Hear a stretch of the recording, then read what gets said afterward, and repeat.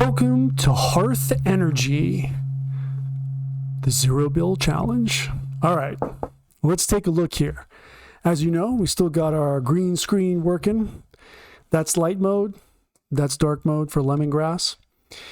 What we're talking about today is an interesting combination of NEM 4.0, which is theoretical. Again, we're talking about the future, but we're going to start from looking at the past. So when did solar become relevant? Let's start with NEM 1.0. The relevance is in 1996, all the way till 2016. 20 years of, well, regulation helping, especially in California, to get us where we are today.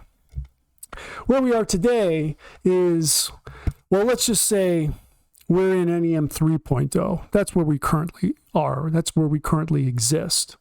It is not the place we want to be. We want to move on to 4.0. But how do we get there? A lot of people say 3.0 is the end of the road. I disagree. So, as you can see, I got my flashcards here because I have a lot of notes. And just so you know, you can get a free quote, but to move forward with me in Hearth Energy, $750 retainer fee. That is refunded after PTO. Why? Because things have gotten completely out of control in the solar space. So if you're in Southern California, hit me up in the comments below. Or go to my Substack. You can see the same presentation written out as an article. So Zero Bill Challenge. So what are we going to do? NEM 1.0, it was all about getting solar into the residential market. NEM 2.0 is when there were these non-bypassable charges added, about 2 to 3 cents per kilowatt hour. But it still made sense because you can overproduce during the day and you get to use that overproduction at night. So it was still somewhat effective. Then came in 2023 NEM 3.0, 75% reduction. Now you need batteries. We all know that story. As you can see here in 2020, things got a little crazy. In 2006, they started the investment tax credit. So you basically, the idea of it. And in 2015, it was extended, which is a critical time frame. 2015, 2016, 2017, you can see a lot of activity going on here in history. Let's talk about some of the solar companies, right? I didn't write them out here, but you know many of them. SunPower being the most interesting because one of the first ones in 1985 they started, 2005 IPO, and 2024 Chapter 11. Okay. Why is that relevant? Because SunPower had some brand recognition. I know because I worked as a consultant selling SunPower, was an excellent product. But see, that's an example of why we need to really know what has been going on.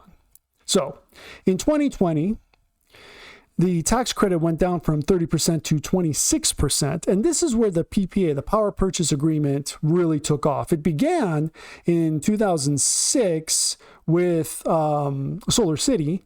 And as an option, a zero down, you don't need to pay any, you don't need to get a loan, you don't need to pay cash, and it makes sense. And they'll take care of the tax credit.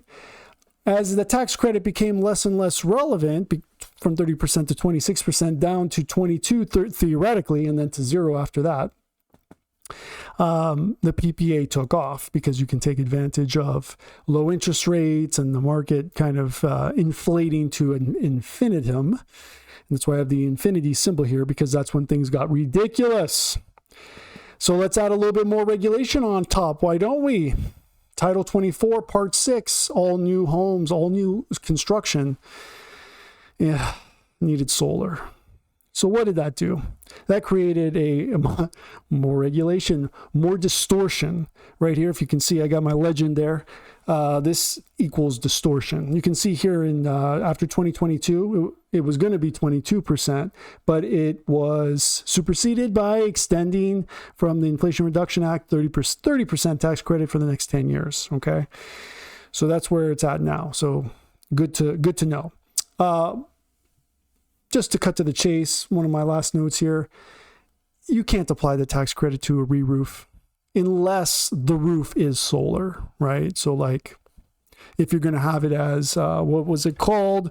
When the roof is solar, I have the words. What are the words? BIPV. building integrated photovoltaics, obviously. Okay, just so we know, in 2020, Title 24, here's the formula. You're going to need 6 panels, right? At least, or more. I got the formula here, make a video on that by itself. So why is all of this relevant? How do we get to a zero bill into the future, right? Because we can no longer count on utilities. We can no longer count on really regulation to promote this. So what can we do? We can push NEM 4.0. My proposal for NEM 4.0 is that the CPUC, which everyone's familiar with if they have signed a solar contract, unless they're in some of the utilities which are not participating, LADWP being one of them, for now one of the better utilities, pro solar, meaning you can still have this one. They're like NEM 1.0 basically. So what could it be? Okay, let me just read it to you. My proposal for NEM 4.0. And the idea, and this is theoretical, is for hybrid energy. NEM 4.0, what would the CPUC do? Efficiency thresholds that they would certify to be equal to or greater than wired transmission lines, promoting dynamic pricing and real-time energy trading powered with AI and stablecoin blockchain. Why? Because the technology exists. That's why. And we're going to move forward in a space where we don't need to rely on big brother, big utilities. Okay? So basically that's the whole purpose, the kind of perspective which we're looking at the history of solar. A lot of companies, so you're probably familiar with, we'll just go over Sunrun. One of our favorite, right? Sunrun 2007, it started IPO in 2015, and they promoted the PPA, right?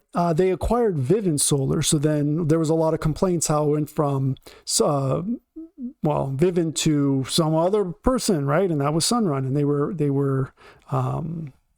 they were maintaining the leases, okay? And that continued again, where there was so much activity in this 2022 period that even Sunrun had to subcontract to another company, Freedom Forever, just for their PPA installs. And more distortions created more issues. So the question is not only who's going to be your installer, which is important, what NEM regime are you in, 3.0 from now on, and can you take advantage of the tax credit? Okay, so these are all really super relevant questions that we want to ask. And so you can check out my Substack to see the full article. Otherwise, you can check out the next video, or you can get a free quote. And if you want to move forward, $750 retainer fee refunded after PTO, because where money goes, energy flows. See you next time.